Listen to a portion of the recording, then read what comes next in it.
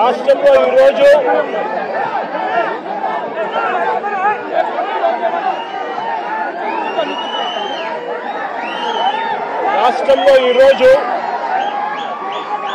Red book రాజ్యాంగంతో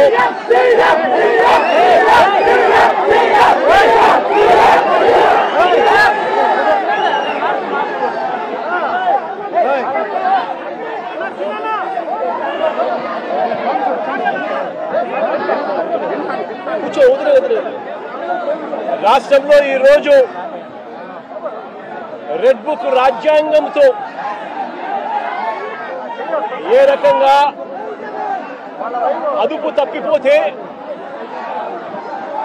తప్పిపోతే police వ్యవస్థ ఎంతగా దిగజారిపోతుంది అని చెప్పడానికి నిదర్శనం ఈరోజు తెనాలిలో మన కళ్ళ ఎదుటే కనిపిస్తా ఉన్న సత్యం. ఈరోజు నిజంగా ఈ ఘటన చూస్తే ఎలాంటి దారుణమైన పరిస్థితులు కనిపిస్తాయి అని అంటే, ఈరోజు రాష్ట్రంలో జరుగుతా ఉన్న అనేక సంఘటనలు ఒకసారి గమనించినట్లయితే ఆ ప్రతి సంఘటన కూడా ఏ రకంగా చంద్రబాబు నాయుడు గారు ఆయన పార్టీ రెడ్ బుక్ రాజ్యాంగం తీసుకొని వచ్చి పోలీసు వ్యవస్థను దుర్వినియోగం చేస్తూ తనకు వ్యతిరేకంగా ఏ గొంతు వినిపించినా కూడా ఆ గొంతును అణగదొక్కే కార్యక్రమంలో భాగంగా ఏ రకంగా చంద్రబాబు నాయుడు గారు దగ్గరుండి వైఎస్ఆర్సీపీకి సంబంధించిన మాజీ మంత్రుల మీద, మాజీ ఎమ్మెల్యేల మీద, నాయకుల మీద, కార్యకర్తల మీద, సోషల్ మీడియా కార్యకర్తల మీద ఏ రకంగా తప్పుడు కేసులు పెడతా ఉన్నాడు, ఏ రకంగా తప్పుడు సాక్ష్యాలు సృష్టిస్తూ ఉన్నాడు, ఏ రకంగా వాళ్ళని జైళ్ళల్లో పెడతా ఉన్నారు, ఏ రకంగా చట్టాన్ని చేతిలోకి తీసుకోవడం ఒక పరిపాటిగా మారిపోయింది అనడానికి ఈరోజు రాష్ట్రంలో జరుగుతూ ఉన్న రెడ్ బుక్ రాజ్యాంగం మన కళ్ళ ఎదుటే కనిపిస్తూ ఉన్న సత్యం. ఆ రకంగా రెడ్ బుక్ రాజ్యాంగాన్ని ఉపయోగపెడుతూ అదుపు తప్పిపోతే పోలీస్ వ్యవస్థ, ఆ పోలీస్ వ్యవస్థ ఎలాంటి వికృత రూపం దాలుస్తుంది అని చెప్పడానికి నిదర్శనం ఈరోజు తెనాలిలో జరిగిన ఘటన.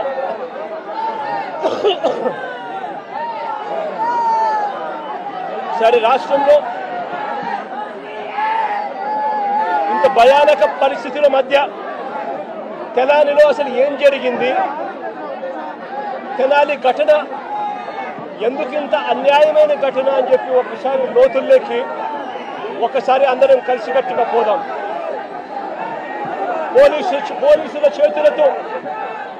పోలీసుల చేతిలో దెబ్బలు తిన్నవారు రాకేష్ అనే పిల్లోడు, దోమా రాకేష్ అనే పిల్లాడు, ఇంకొక పిల్లోడు షేబ్రోలు జాన్ విక్టర్ అనే పిల్లోడు, ఇంకొక పిల్లోడు కరీముల్లా అని. దళితులు, మైనారిటీ వర్గానికి చెందిన వ్యక్తి ఇంకొక పిల్లాడు. అంటే అణగారిన వర్గాలు, అంటే సామాజికంగా ఆర్థికంగా వెనకబడిన వర్గాలు. ఒకసారి ఈ ఘటన ఎలా జరిగింది అనేది ఒకసారి గమనించండి. రాకేష్ అనే పిల్లోడు అసలు తెనాలిలో కూడా ఇక్కడ ఉండడు. తాను జొమాటో అనే కంపెనీలో ఉద్యోగస్తుడు. హైదరాబాద్లో తాను పనిచేస్తూ ఉన్నాడు. హైదరాబాద్లో పనిచేస్తూ ఉన్న ఈ రాకేష్ అనే పిల్లాడు, జొమాటో అనే కంపెనీలో పనిచేస్తూ ఉన్న ఈ రాకేష్ అనే పిల్లోడు తనకు ఏదో పాత కేసుకు సంబంధించి, వీళ్ళంతా యంగ్స్టర్స్, చిన్ననాటి సమయంలో వీళ్ళకి ఏదో పాత గొడవలు, పాత ఏదో గొడవల నేపథ్యంలో ఉన్న కేసుల మధ్య ఈ పిల్లాడికి సంబంధించిన ఒక పాత కేసులో వాయిదా కోసం మాత్రమే ఈ పిల్లాడు తెనాలికి వచ్చినాడు. కానీ ఈ పిల్లాడు ఇక్కడ పనిచేయడంలా, ఈ పిల్లాడు ఇక్కడ ఉండడంలా హైదరాబాద్లో పనిచేస్తూ ఉన్నాడు జొమాటో అనే కంపెనీలో. పిల్లాడిని చూడడానికి ఈ పిల్లాడి ఫ్రెండ్స్ వచ్చారు. ఈ పిల్లాడు కూడా పాలిటెక్నిక్ మెకానికల్ చదివిన పిల్లాడు. ఈ పిల్లాడిని చూడడానికి ఈ పిల్లాడి ఫ్రెండ్స్ మంగళగిరి నుంచి వచ్చినారు. వాళ్ళు కూడా ఇక్కడ ఉండరు. మంగళగిరి నుంచి వచ్చిన పిల్లాడు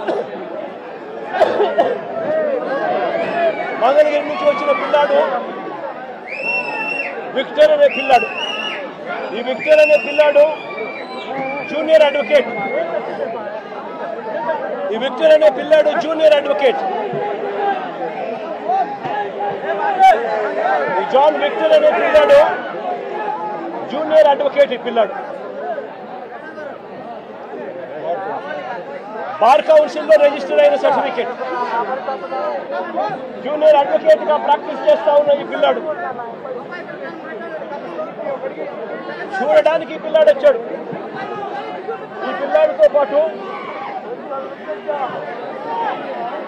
పిల్లాడితో పాటు మంగళగిరి నుంచి కరీముల్లా అనే పిల్లాడు, ఇంకొక యంగ్స్టర్ 21 సంవత్సరాలు. ఆ పిల్లాడికి ఇంకొక యంగ్స్టర్ అక్కడికి తాను కూడా స్థలాల్లో ఉండడు. తాను కూడా మంగళగిరిలో ఉంటాడు. ఈ Babulal otherwise known as Karimulla ఒక మెకానిక్ పిల్లాడు. ఈ పిల్లాడు కూడా ఫ్రెండ్ కాబట్టి తాను చూడడానికి వచ్చాడు. వీళ్ళు ముగ్గురు స్నేహపూరితంగా కలవడానికి వస్తే ఇక్కడ వీళ్ళు వచ్చే టయానికి ఇదే ఐతానగర్లో అంబేద్కర్ విగ్రహం వద్ద అదే సమయంలో సివిల్ డ్రెస్ లో ఉన్న తాను కానిస్టేబుల్ అన్న సంగతి కూడా ఎవరికి తెలియదు. తాను సివిల్ డ్రెస్ లో తాను ఉన్నాడు. ఆ కానిస్టేబుల్ ఎవరితోనో గొడవ పడతా ఉన్నాడు. వీళ్ళ ఏరియాకి వచ్చి అంబేద్కర్ స్టాచ్యూ దగ్గర ఎవరో ముఖం తెలియని వ్యక్తి సివిల్ డ్రెస్ లో ఎవరితోనో గొడవ పడతా ఉంటే వీళ్ళు గొడవలో ఇన్వాల్వ్ అయ్యి ఆపడానికి ప్రయత్నం చేశారు. ఎందుకు మా ఏరియాకి వచ్చి ఇక్కడ గొడవ పడతా ఉన్నావు అని చెప్పి అడిగినారు. అంతే, అది వీళ్ళు చేసిన తప్పు. జాన్ విక్టర్కి సంబంధించిన బైక్ కీసు లాక్కునే కార్యక్రమం చేశాడు ఆ కానిస్టేబుల్. ఆ సివిల్ డ్రెస్ లో ఉన్న కానిస్టేబుల్ అని కూడా ఎవరికి తెలియదు. జాన్ విక్టర్కి సంబంధించిన ఫోన్ లాక్కునే కార్యక్రమం చేశాడు. మా ఎందుకు తీసుకుంటున్నాడు అని మళ్ళీ మరుసటి రోజు, ఇది జరిగింది ఏప్రిల్ 24వ తారీఖున. ఏప్రిల్ 25వ తారీఖున అంటే మరుసటి రోజున ఎంతటి దారుణం జరిగిందో ఒక్కసారి గమనించమని అడుగుతా ఉన్నా. మరుసటి రోజున 25వ తారీఖున ఇదే కానిస్టేబుల్ ఈయనతో పాటు మరికొందరు పోలీసులు ఏకంగా మంగళగిరికి వెళ్ళారు. మంగళగిరికి వెళ్ళి విక్టర్ను అంటే జూనియర్ అడ్వకేట్ను, అదే మాదిరిగా కరీముల్లాను, వీళ్ళిద్దరిని కొట్టుకుంటూ తీసుకొచ్చారు.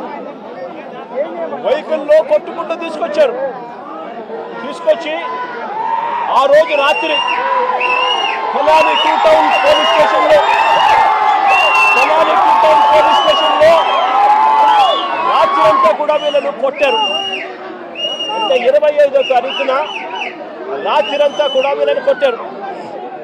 కొట్టిన తర్వాత ఏప్రిల్ 26వ తారీఖున అంటే మరుసటి రోజు 24న ఘటన జరిగింది. 25న తీసుకొచ్చారు. 25న స్టేషన్లో వేసి కొట్టారు.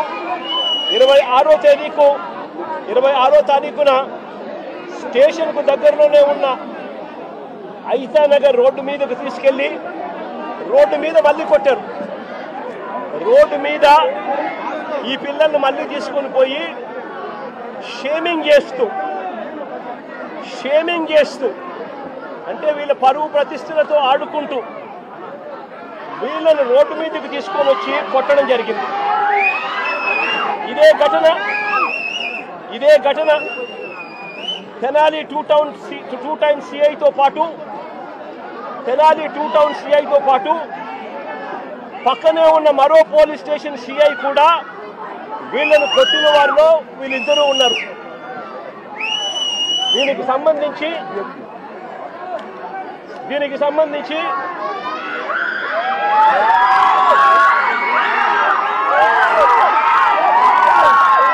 ఆ రోజు అతి కిరాతకంగా నడి రోడ్డు మీద అతి కిరాతకంగా నడి రోడ్డు మీద వీళ్ళ పరువు ప్రతిష్టను తీస్తూ నడి రోడ్డు మీద అతి కిరాతకంగా పోలీసులు కొట్టిన తీరు ఇది.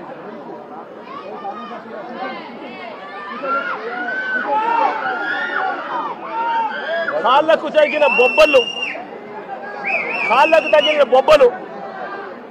కాళ్ళ మీద కొడితే కాళ్ళకు తగిలిన బొబ్బలు చూడండి ఎంత దారుణంగా ఉన్నాయో.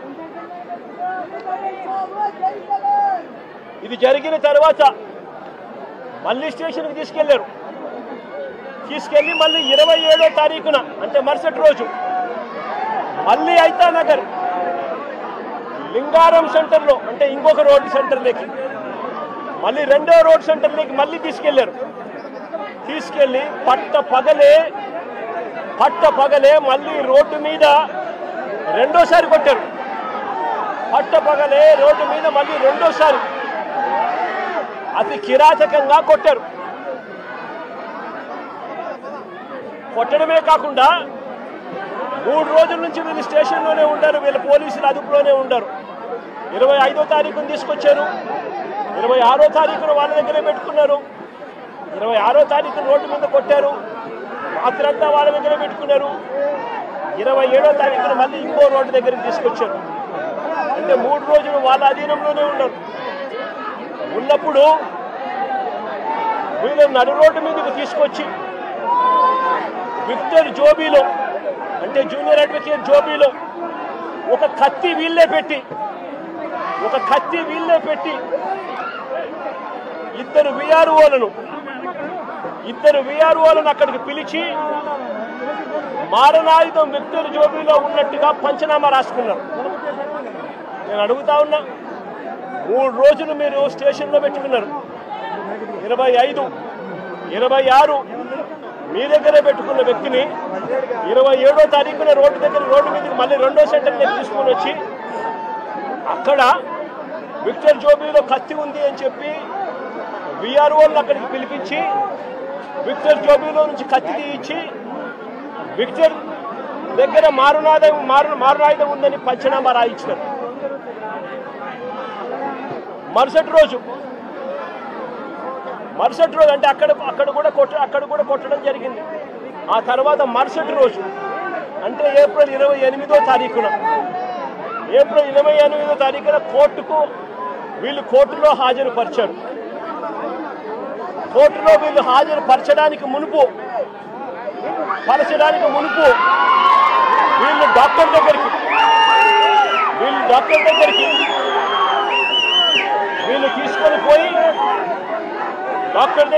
తీసుకొని పోయి డాక్టర్ దగ్గర వీళ్ళు ఇంత దారుణంగా దెబ్బలు తగిన వ్యక్తులు ఇంత దారుణంగా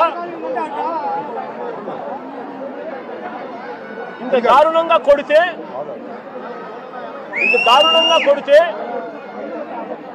పాదాలు ఇంత దారుణంగా దెబ్బతింటే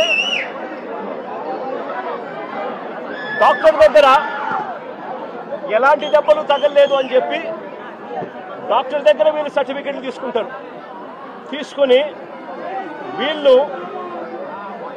28వ తారీఖున కోర్టులో హాజరుపరుస్తారు. నేను అడుగుతా ఉన్నా, పోలీసులు కొట్టారని గాయాలు ఉన్నాయని జడ్జి గారికి చెప్తే మళ్ళీ ఎస్పీ ఆఫీసుకు తీసుకెళ్లి కరెంటు షాక్ ఇస్తామని చెప్పి కూడా పోలీసులు బెదిరించారు. నేను అడుగుతా ఉన్నా, ఏ సమాజంలో మనం ఉన్నాము అని చెప్పి. ఏప్రిల్ 24వ తారీఖున తనపై హత్యాయత్నం చేశారని కానిస్టేబుల్ మరుసటి రోజు ఉదయం 10 గంటల వరకు ఎందుకు ఆగారు అని అడుగుతా ఉన్నా. వీళ్ళు చెప్పే పోలీసులు చెప్పే మాటలు వాస్తవమే అయితే 24వ తారీఖున ఘటన జరిగితే మరుసటి రోజు 25వ తారీఖున పొద్దున 10 గంటల దాకా తనపై హత్యాయత్నం చేయడానికి ప్రయత్నం జరిగింది అని పోలీస్ కానిస్టేబుల్ ఎందుకు మరుసటి రోజు ఉదయం వరకు ఎందుకు ఆగారు, ఎందుకు చెప్పలేదు అని అడుగుతా ఉన్నా. పైగా ఈ పోలీస్ స్టేషన్ కేవలం కిలోమీటర్ దూరంలో ఈ అంబేద్కర్ విగ్రహానికి ఎక్కడైతే ఘటన జరిగిందో అక్కడికి కేవలం కిలోమీటర్ దూరంలోనే పోలీస్ స్టేషన్ ఉంది. నేను అడుగుతా ఉన్నా, అసలు సివిల్ డ్రెస్లో ఆ ముగ్గురు దగ్గర సివిల్ డ్రెస్లో కానిస్టేబుల్ ఈ అంబేద్కర్ విగ్రహం దగ్గరికి ఎందుకు వచ్చాడు అడుగుతా ఉన్నా. Logical question. వచ్చిన ఈ కానిస్టేబుల్ ఈ ముగ్గురు పిల్లలతో ఎందుకు గొడవ పడ్డాడు అని అడుగుతా ఉన్నా.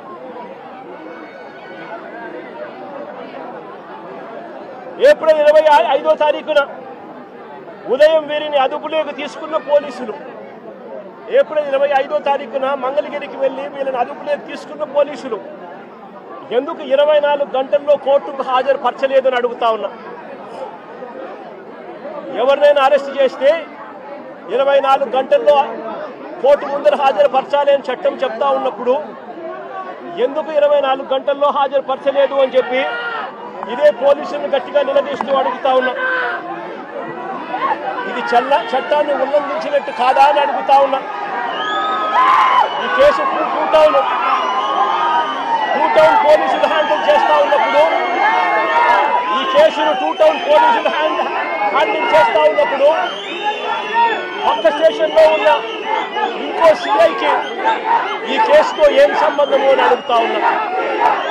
ఎందుకు పక్క స్టేషన్లో ఉన్న ఇంకో సిఐ కూడా ఇలా వచ్చి కొట్టే కార్యక్రమంలో ఎందుకు పాల్పంచుకున్నాడు అని అడుగుతా ఉన్నా. అతను కూడా వీరిని దారుణంగా కొట్టే పనిలో ఎందుకు దిగాడు అని అడుగుతా ఉన్నా. కోర్టు కన్నా ముందు, కోర్టుకు ప్రవేశపెట్టే ముందు వీరిని హాస్పిటల్కు ఎందుకు తీసుకెళ్లారు అని అడుగుతా ఉన్నా.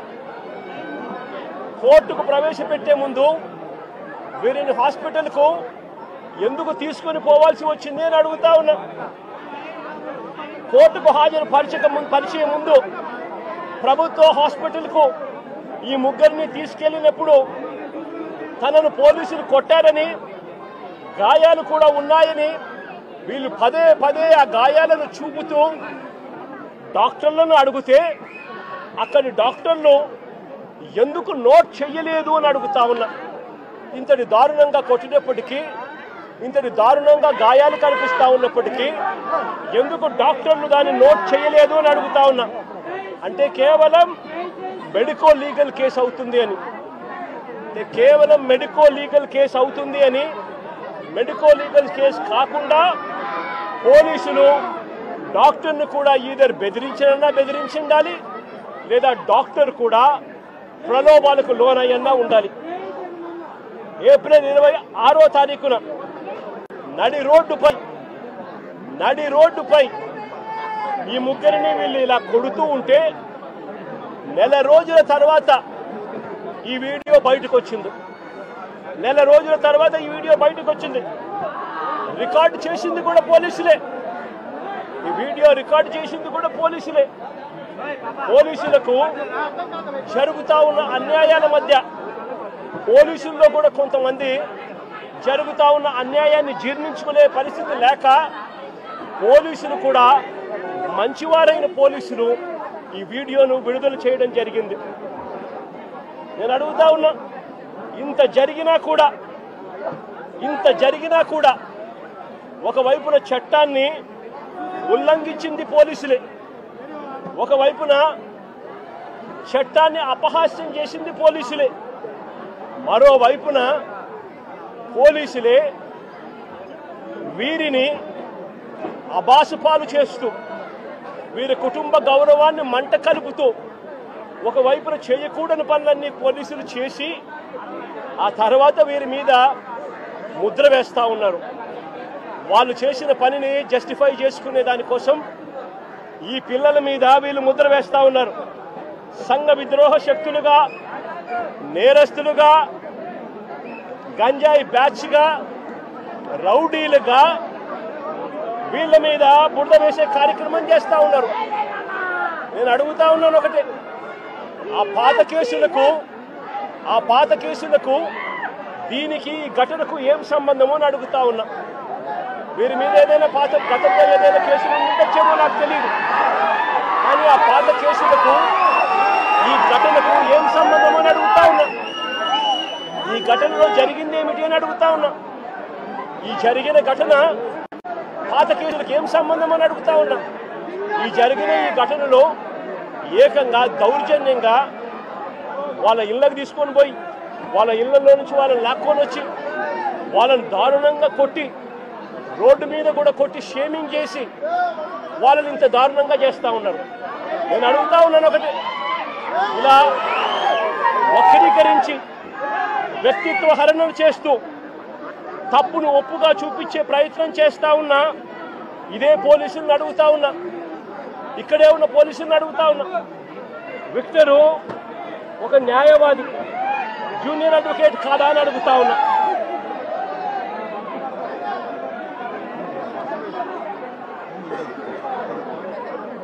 జూనియర్ అడ్వకేట్ కాదా అని అడుగుతా ఉన్నా.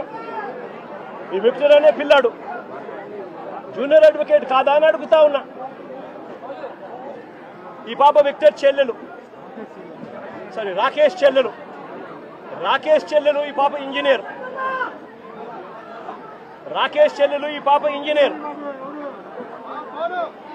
రాకేష్ కూడా పాలిటెక్నిక్ మెకానికల్ చదివినాడు.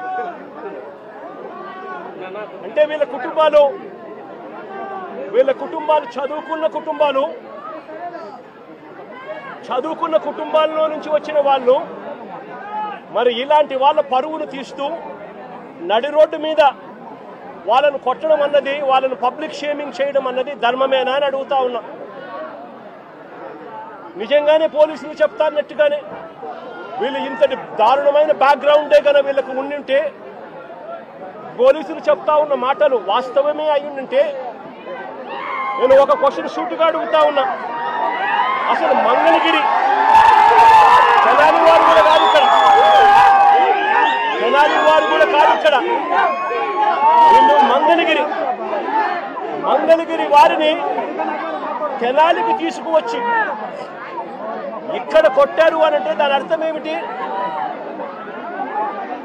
మంగళగిరి వారిని తెనాలికి తీసుకొచ్చి ఇక్కడ కొట్టారంటే దాని అర్థం ఏమిటి? అంటే దాని అర్థం పోలీసులు చెప్తా ఉన్నటన్ని అవాస్తవాలు అని చెప్పడానికి ఇంతకన్నా నిదర్శనం అవసరమా అని అడుగుతా ఉన్నా. మంగళగిరి వాళ్ళని తెనాలికి తీసుకొని వచ్చి తెనాలి పోలీసులు కొట్టారు అని అంటే దాని అర్థం మంగళగిరిలో ఉన్న వీళ్ళపై ఉన్న కేసులు పెద్ద కేసులు కావనే కదా దాని అర్థం. అవన్నీ వక్రీకరిస్తూ వీళ్ళు ఇప్పుడు వాడుకుంటున్నారనే కదా దాని అర్థము. మరో వ్యక్తి కరీముల్లా మెకానిక్. అసలు ఈ పిల్లాడు 21 సంవత్సరాలు. ఈ పిల్లాడి మీద ఎలాంటి కేసులు లేవు, ఈ పిల్లాడి మీద. ఇంకో ఆశ్చర్యకరమైన విషయం ఏమిటో తెలుసా? ఈ ముగ్గురి మీద కూడా అంటే రాకేష్ మీద, విక్టర్ మీద, కరీముల్లా మీద, ఈ ముగ్గురి మీద కూడా రౌడీ షూటర్లుగా ఎప్పుడు రౌడీ షూటర్లుగా వీళ్ళని నమోదు చేశారో తెలుసా? ఈ ఘటన జరిగిన తర్వాత ఇది ఇక పెద్దగా అవుతూ వస్తూ ఉందని తెలుసుకున్న తర్వాత వీళ్ళని రౌడీ షూటర్లుగా, ఈ ఘటన జరిగిన తర్వాత వీళ్ళని రౌడీ షూటర్లుగా చేశారు. నేను అడుగుతా ఉన్నా, ఇంతకుముందు వీళ్ళు రౌడీ షూటర్లుగా లేరు. రౌడీ షూటర్లుగా వీళ్ళ మీద నమోదైంది, వీళ్ళని నమోదు చేసింది ఈ ఘటన జరిగిన తర్వాత. ఇంత ప్రస్ఫుటంగా పోలీసులు ఎలా దుర్మార్గం చేశారు అన్నది ప్రస్ఫుటంగా కనిపిస్తూ ఉంది. నేను అడుగుతా ఉన్నాను ఒకటే, వీళ్ళని చూడడానికి, వీళ్ళకి సంఘీభావం తెలపడానికి జరుగుతూ ఉన్నది అన్యాయము అని చెప్పి ఎవరైనా గలమిప్పితే చంద్రబాబు నాయుడు గారు, ఆయన ఎల్లో మీడియా, ఆయనకు సంబంధించిన సోషల్ మీడియా వీళ్ళంతా బురద జల్లుతూ వీళ్ళందరూ అనే మాటలు ఏమిటి? వీళ్ళది గంజాయి బ్యాచట, వీళ్ళు రౌడీ షీటర్లట అని రకరకాలుగా వీళ్ళ కుటుంబాన్ని పరువును తీస్తూ వీళ్ళందరూ మాట్లాడుతూ ఉన్నారు. నేను అడుగుతా ఉన్నాను, కేసులు ఎవరి మీదైనా కానీ కేసులు ఉండొచ్చు. గతంలో ఎవడైనా కూడా గిట్టిన వారు కేసులు పెడతా ఉంటారు. కేసులు ఎవరి మీదైనా ఉండొచ్చు. కానీ ఆ కేసులు ఉన్నప్పుడు ఆ కేసులు తేల్చాల్సింది కోర్టులు. మీరు పలాని నేరం చేశారని మీరు చెప్పొచ్చు, చేయలేదు అని చెప్పి వాళ్ళు చెబుతారు. తేల్చాల్సింది కోర్టులు. మరి అలాంటి కోర్టులకు ఇవ్వాల్సిన అధికారం పోలీసులే తీసుకోవడం ధర్మమేనా అని అడుగుతా ఉన్నా. అంటే పోలీసులే అబాండాలు వేస్తారు, పోలీసులే జడ్జిమెంట్లు కూడా ఇస్తారు. మరి ఇలా చేయగలిగే నైతికత పోలీసులకు ఉందా అని అడుగుతా ఉన్నా. ఇలా చేయడం ధర్మమేనా అని అడుగుతా ఉన్నా. చంద్రబాబు నాయుడు గారి మీద ఇదే పోలీసులు చెప్పే లాజిక్కే, ఇదే సోషల్ మీడియాలో తెలుగుదేశం పార్టీకి సంబంధించిన వాళ్ళు దొంగ పోస్టులు పెడతా ఉన్న తీరునైతేనేమి, ఇదే ఈనాడు, ఆంధ్రజ్యోతి, TV5 లాంటి మీడియాలు ఎల్లో మీడియాలు నడుపుతా ఉన్న కథనాలు అయితేనేమి, వీళ్ళ మీద కేసులున్నాయని నేను అడుగుతా ఉన్నా. ఇదే చంద్రబాబు నాయుడు మీద 24 కేసులున్నాయి. మరి చంద్రబాబు నాయుడు మీద 24 కేసులున్నాయని చెప్పి చంద్రబాబు నాయుడు గారిని నడి రోడ్డు మీదకి తీసుకొని వచ్చి తన్నడం ధర్మమే అవుతుందా అని అడుగుతా ఉన్నా. చంద్రబాబు నాయుడు మీద కూడా 24 కేసులున్నాయి. ఆయనను కూడా రోడ్డు మీదకి తీసుకొని వచ్చి తంతే ధర్మమేనా అది? ఇదే పోలీసులను అడుగుతా ఉన్నా. కేసులు ఉన్నాయి కదా అని చెప్పి, పాత కేసులు ఏదో ఉన్నాయని చెప్పి నువ్వు చేసిన పనికి జస్టిఫైబుల్ కారణం కాదది. కేసులు ఉంటే ఆ కేసులు తేల్చాల్సింది కోర్టులు. మీరు ఆరోపణ చేస్తారు, అది న్యాయం కాదు అని చెప్పి వాళ్ళ అవతల కోర్టుల్లో ఆర్గ్యూ చేస్తారు. జడ్జి కేసు వింటాడు, జడ్జి తీర్పునిస్తాడు. అంతేకాని పోలీసులు ఇలా కేసులు గతంలో ఉన్నాయి కదా అని చెప్పి తీసుకొని వచ్చి నడి రోడ్డు మీద వాళ్ళను నిల్చోబెట్టి వాళ్ళ కుటుంబ పరువును తీస్తూ వాళ్ళను షేమింగ్ చేసే కార్యక్రమం పోలీసులకు లేనే లేదు. ఈ మధ్యకాలంలో జరిగిన అనేక ఘటనలు, రాకేష్ అనే పిల్లాడు, ఇది రాకేష్ అనే పిల్లాడికి సంబంధించిన కాలుకు సంబంధించిన ఎక్స్రే. అంటే నా పక్కనున్న పాప వాళ్ళ అన్న, నా పక్కనున్న పాప ఇంజనీర్, వాళ్ళ అన్న రాకేష్ పాలిటెక్నిక్ మెకానికల్. ఆ పిల్లాడికి సంబంధించిన కాలుకు సంబంధించిన ఎక్స్రే. ఇలా కాలు ఇరిగిపోయింది, లోపల రాడ్ ఉంది, రాడ్ పెట్టి ఆ రాడ్కు కాలును ముడేసి డాక్టర్లు ఈ మాదిరిగా ఉన్న పరిస్థితిని చూస్తే పోలీసులు ఆ కాలు మీద కాలు పెట్టి నడి రోడ్డు మీద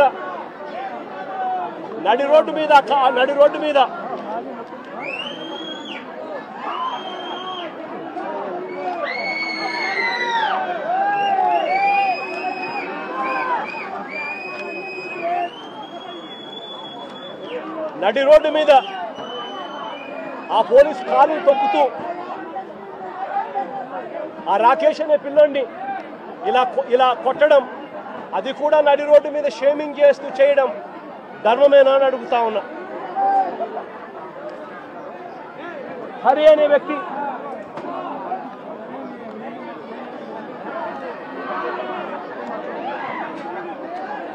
హరికృష్ణ అనే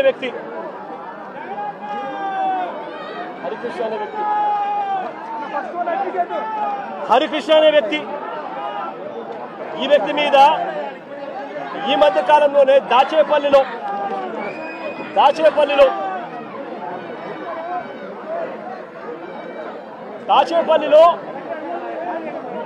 హరికృష్ణ అనే వ్యక్తిని తప్పుడు కేసు పెట్టి ఈ మధ్య కాలంలోనే దారుణంగా సిఐ క్వార్టర్స్ లో పడేస్తే, ఇంత దారుణంగా కొట్టి పడేస్తే వారి తల్లిదండ్రులు, గ్రామస్తులు వచ్చి ఆందోళన చేసి ఈ పిల్లాడిని రక్షించుకున్నారు. ఈ కేసులో కూడా ఎలాంటి గాయాలు జరగలేదని, ఎలాంటి గాయాలు ఆ పిల్లాడికి రాలేదని డాక్టర్లు దొంగ సర్టిఫికెట్ కూడా ఇప్పించుకున్నారు. ఆ పిల్లాడు ఈ రోజు కూడా నడవలేని పరిస్థితిలోనే ఆ పిల్లాడు ఉన్నాడు. రాజమండ్రిలో పులిసాగర్ అనే సోషల్ మీడియా యాక్టివిస్టు, రాజమండ్రిలో పులి వీరన్న అనే రాజమండ్రిలో పులిసాగర్ అనే సోషల్ మీడియా యాక్టివిస్టు ఈ పిల్లాడు కూడా దళితుడే. ఈ పిల్లాడిని కూడా ఇదే మాదిరిగానే పోలీస్ స్టేషన్లో అగ్ననగ్నంగా ఈ పిల్లాడిని రాత్రంతా పెట్టారు. రాత్రంతా చిత్రహింసలు పెట్టారు. పోలీసులా వీళ్ళు రాక్షసులని అడుగుతా ఉన్నాం. సోషల్ మీడియాలో ఈ పిల్లాడు క్వశ్చన్ చేసిన దానికి ఈ పిల్లాడి పరిస్థితి రాజమండ్రిలో ఇది.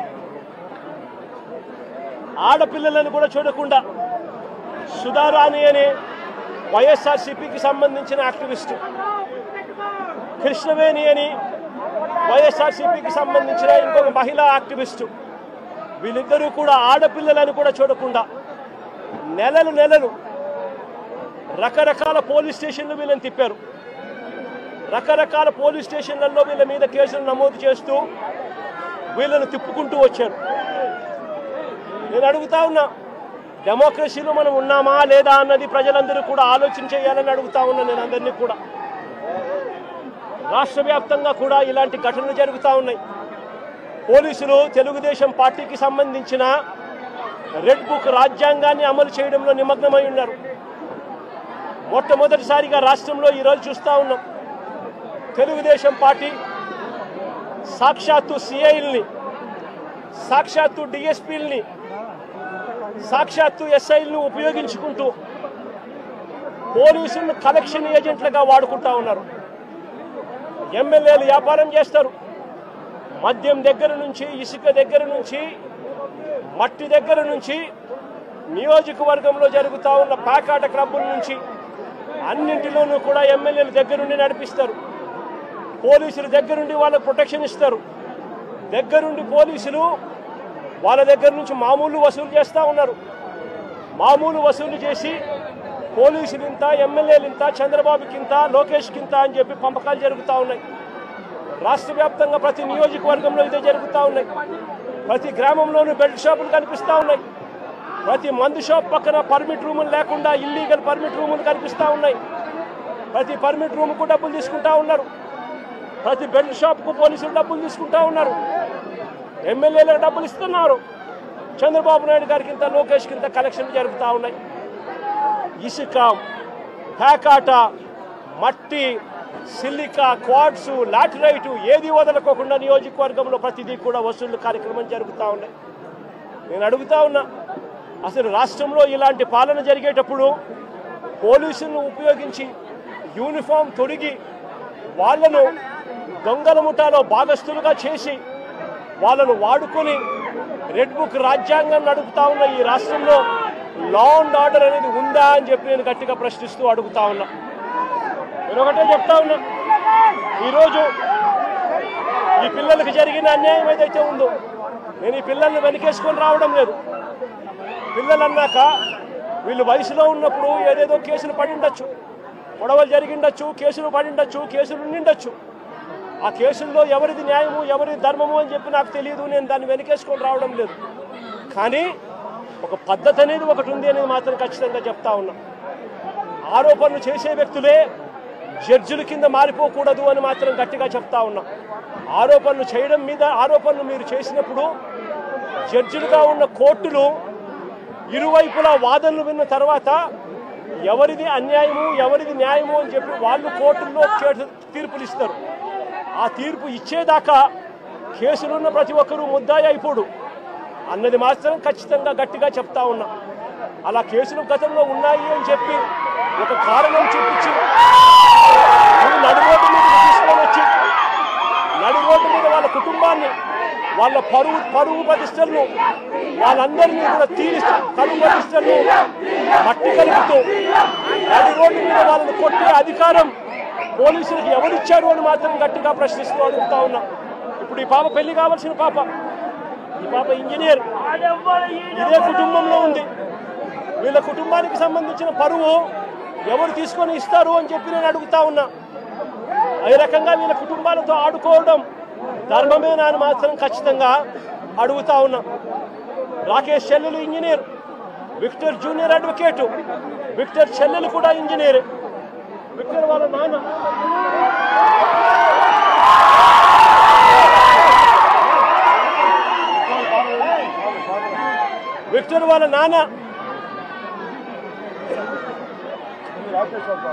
రాకేష్ వాళ్ళ విక్టర్ వాళ్ళ నాన్న ప్రజాశక్తి రిపోర్టర్, విక్టర్ వాళ్ళ నాన్న ప్రజాశక్తి అనే పేపర్కు మాజీ రిపోర్టర్.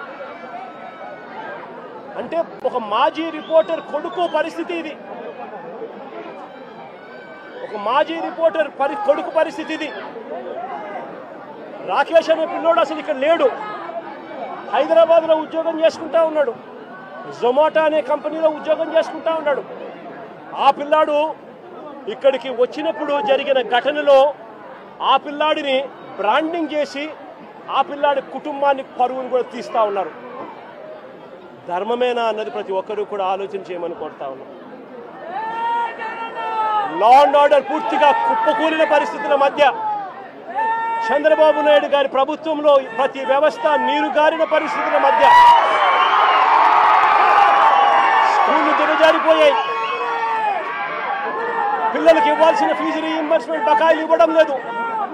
సంవత్సరం దాటిపోయింది, స్కూళ్లు పట్టించుకోవడం లేదు. విద్యారంగం పూర్తిగా నాశనం అయిపోయింది. వైద్య రంగం పూర్తిగా దివాలా తీసింది.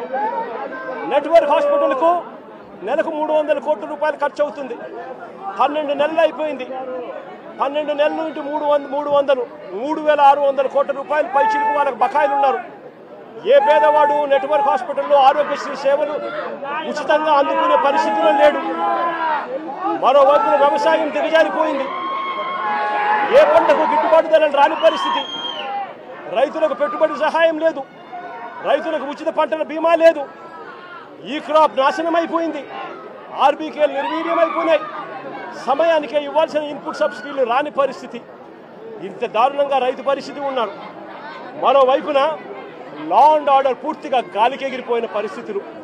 వీటి అన్నిటి మధ్య మా ప్రభుత్వం గతంలో అమలు చేస్తా ఉన్న పథకాలన్నీ రద్దు చేశారు. మరోవైపున వీళ్ళు చేస్తాము అని మాట ఇచ్చిన సూపర్ 6లు, సూపర్ 7లు గాలి కొదిలేశారు. 143 హామీలు మేనిఫెస్టోలో ఏదైతే చెప్పారో వాటిని పట్టించుకున్న పాపాన పోలేదు వీళ్ళంతా. అందుకనే ఇలాంటి పాలనకు వ్యతిరేకంగా రేపు రాష్ట్ర వ్యాప్తంగా కూడా వెన్నుపోటు దినంగా ప్రకటించి రాష్ట్ర వ్యాప్తంగా ప్రతి నియోజకవర్గంలోనూ ఈ ప్రభుత్వానికి వ్యతిరేకంగా రాష్ట్ర ప్రజలందరినీ కూడా గలం విప్పమని చెప్పి పిలుపునిస్తా ఉన్నాను. మరొక్కసారి వీళ్ళందరికీ కూడా ప్రతి ఒక్కరిని కూడా నేను ఒకటి విజ్ఞప్తి చేస్తా ఉన్నా. ఇలాంటి ప్రభుత్వం కొనసాగడం ఏ ఒక్కరికి కూడా మంచిది కాదు. ఇలాంటి ప్రభుత్వం ఎంత త్వరగా ఈ ప్రభుత్వాన్ని సాగనంపితే ప్రజలు అంత సస్యశ్యామలంగా బతికే పరిస్థితి ఉంటుంది అని చెప్పి ప్రతి ఒక్కరూ కూడా కలిసి రావాలి అని చెప్పి కోరుతూ సెలవు తీసుకుంటారు.